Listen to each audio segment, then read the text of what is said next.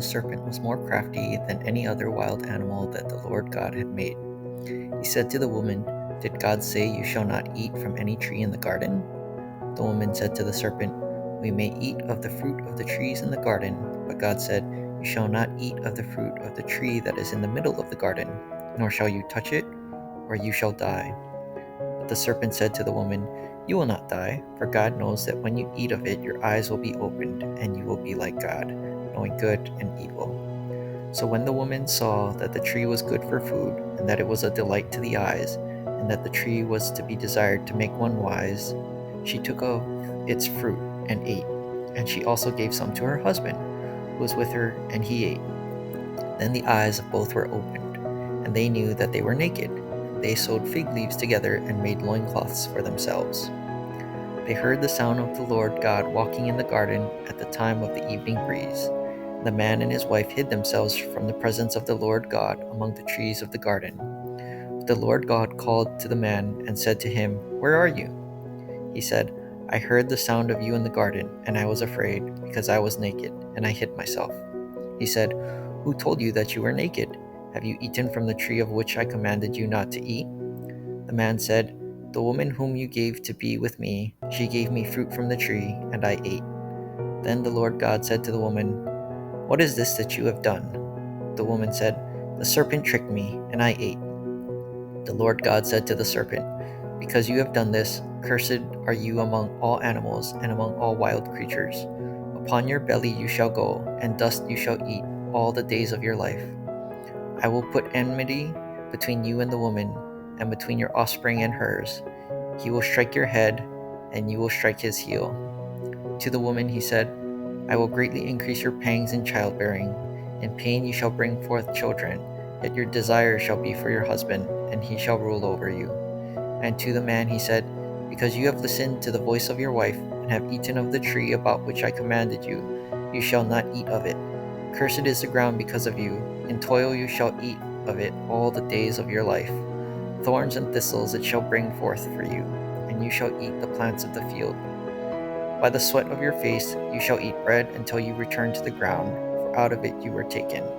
You are dust, and to dust you shall return." The man named his wife Eve, because she was the mother of all living. And the Lord God made garments of skins for the man and for his wife, and clothed them.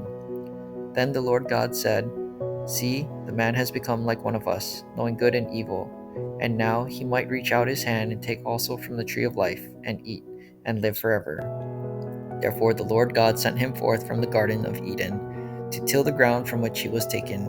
He drove out the man, and at the east of the Garden of Eden he placed the cherubim, and a sword flaming and turning to guard the way to the tree of life. Now the man knew his wife Eve, and she conceived and bore Cain, saying, "I have produced a man with the help of the Lord." Next she bore his brother Abel. Now Abel was a keeper of sheep, and Cain a tiller of the ground. In the course of time, Cain brought to the Lord an offering of the fruit of the ground, and Abel, for his part, brought of the firstlings of his flock, their fat portions. And the Lord had regard for Abel and his offering, but for Cain and his offering he had no regard. So Cain was very angry, and his countenance fell. The Lord said to Cain, "Why are you angry, and why was your countenance fallen? If you do well, will you not be accepted? And if you do not do well, sin is lurking at the door. Its desire is for you, but you must master it." Cain said to his brother Abel, "Let us go out to the field." And when they were in the field, Cain rose up against his brother Abel and killed him. Then the Lord said to Cain, "Where is your brother Abel?" He said, "I do not know. Am I my brother's keeper?" And the Lord said, "What have you done? Listen, your brother's blood is crying out to me from the ground. And now you are cursed from the ground, which has opened its mouth to receive your brother's blood from your hand. When you till the ground, it will no longer yield to you its strength. You will be a fugitive and a wanderer on the earth." Cain said to the Lord, "My punishment is greater than I can bear. Today you have driven me away from the soil, and I shall be hidden from your face. I shall be a fugitive and a wanderer on the earth, and anyone who meets me may kill me." Then the Lord said to him, "Not so.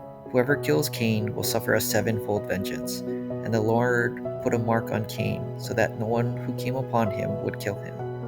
Then Cain went away from the presence of the Lord and settled in the land of Nod, east of Eden.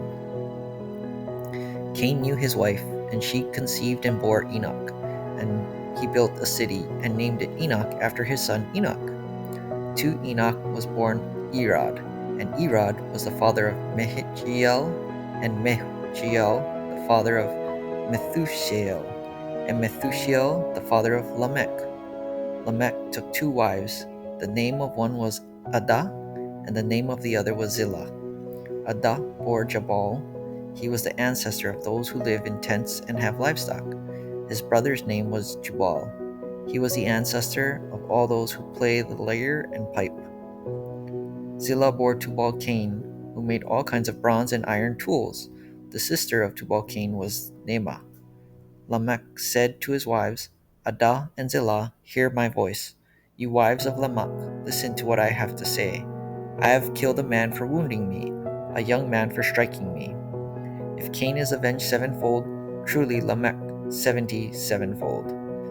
Adam knew his wife again, and she bore a son and named him Seth. For she said, God has appointed for me another child instead of Abel, because Cain killed him. To Seth also a son was born, and he named him Enosh. At the time, people began to invoke the name of the Lord.